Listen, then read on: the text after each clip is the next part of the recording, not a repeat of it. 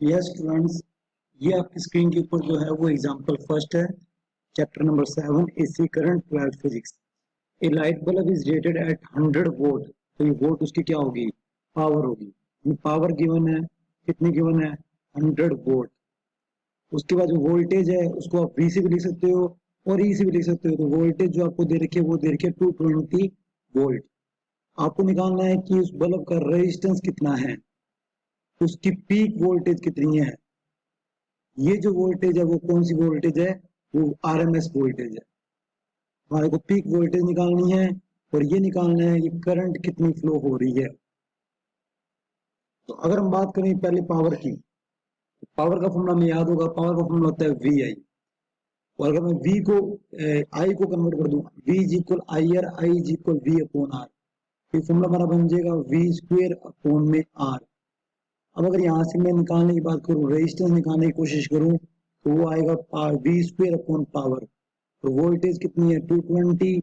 उसका स्क्वायर कर देंगे, पावर कितना है? 100 वोल्ट। इसको सोल्व करेंगे तो आपका रेजिस्टेंस आएगा 484 ओम।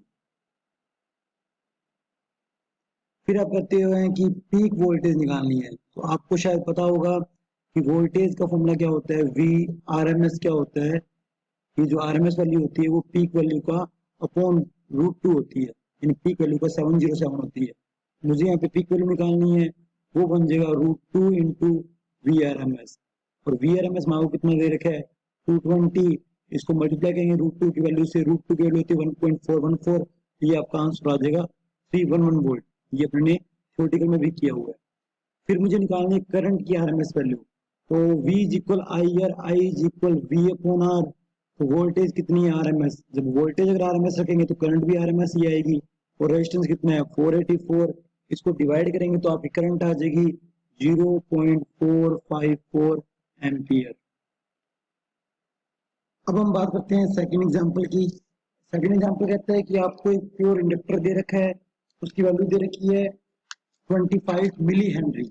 मिली का मतलब 10⁻³ तो उसको जिससे अटैच कर रखा है उस सोर्स की वोल्टेज है 220। आपको एक तो इंडक्टिव रिएक्टेंस निकालना है और एक आरएमएस वैल्यू निकालनी है करंट की, और आपको फ्रीक्वेंसी गिवन है 50 हर्ट्ज। तो पहले मैं बात करता हूँ हमें जो गिवन है, इंडक्टेंस गिवन है 25 मिली। मिली का मतलब होगा 10⁻³ वोल्टेज आपको गिवन है 220 और आपको फ्रीक्वेंसी गिवन है 50 हर्ट्ज।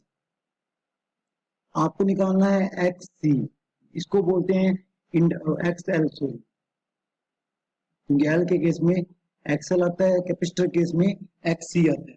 तो एक्सएल का फॉर्मूला अगर आपको याद था तो एक्सएल का फॉर्मूला हमने पढ़ा हुआ है ओमेगा एल, और ओमेगा को कन्वर्ट करें तो बनेगा 2 पाई एफ एल। तो पाई की वैल्यू होती 3.14, फ्रीक्वेंसी आपको दे के 50, एल की वैल्यू है 25 इंटू 10⁻³ अगर इस पूरे को सोल्व करें तो आपका आंसर बनेगा 7.85 ओम। फिर हमें निकालनी है करंट। तो I इज इक्वल क्या होता है? V is equal I R, I is equal V upon R. यहाँ आर की जगह क्या आ जाएगा? एक्सएल आ जाएगा। वोल्टेज कितनी है? 220 और रेजिस्टेंस कितना है? 7.85। अगर ये 2 पॉइंट रिमूव करें, ऊपर 2 जीरो आएगी और डिवाइड करें तो ये आंसर आएगा 28 एम्पियर। Yes student. अब थर्ड क्वेश्चन कहता है कि एक लैंप है, उसको कनेक्टर करके है सीरीज में एक कैपेसिटर के साथ। तो ये मान लिया कोई लैंप है, इसको आपने एक कैपेसिटर के साथ अटैच कर रखा है। यहाँ कोई सोर्स लगा हुआ है। एक बार तो मान लिया कि वो डीसी सोर्स है, और एक बार मान लिया वो एसी सोर्स है। एक बार मान लिया कि बैटरी लगी हुई है, और एक बार मान लिया कोई इलेक्ट्रिक सोर्स लगा हुआ है, एसी सोर्स लगा हुआ है, अल्टरनेटिव सोर्स लगा हुआ है। इस केस में हमें पता करना है व्हाट हैपन इन इस case is the capacitance of the capacitor is reduce. अगर हम कैपेसिटेंस रिड्यूस करें तो इससे क्या फर्क पड़ेगा। तो पहले बात करते हैं कि कैपेसिटर का जो रिएक्टेंस होता है उसको बोलते हैं कैपेसिटिव रिएक्टेंस। उसकी वैल्यू होती है 1/ओमेगा सी, और ओमेगा होता है 2πfc। अगर आपका सोर्स डीसी लगा है तो आपको पता है डीसी सोर्स की फ्रीक्वेंसी होती नहीं है। तो डीसी सोर्स की फ्रीक्वेंसी नहीं होगी तो इसका मतलब ये होगा कि एक्सी जो है वो कितना हो गया? इनफाइनाइट हो गया। यानी कैपेसिटर ने क्या कर दिया?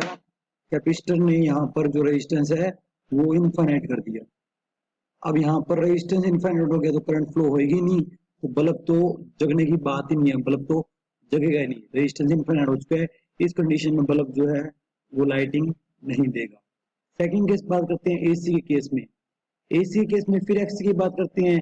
एक्सी का फॉर्मूला 1/2 पाई एफ सी। अगर आप कैपेसिटेंसी क्या कर रहे हो, कैपेसिटेंसी रिड्यूस कर रहे हो, तो आपको पता है एक्सी और कैपेसिटेंस एक दूसरे के इनवर्सली प्रोपोर्शनल है, तो रेजिस्टेंस जो है, कैपेसिटिव रेजिस्टेंस जो है बढ़ेगा, और रेजिस्टेंस बढ़ेगा तो बल्ब का जो ग्लो है वो क्या हो जाएगा, वो कम हो जाएगा। रेजिस्टेंस बढ़ने से हमें दिक्कत ही आएगी, तो इसका मतलब बल्ब को अपना ग्लो देने में, मतलब जितना वो ब्राइटनेस दे रहा है उतना वो दे नहीं पाएगा।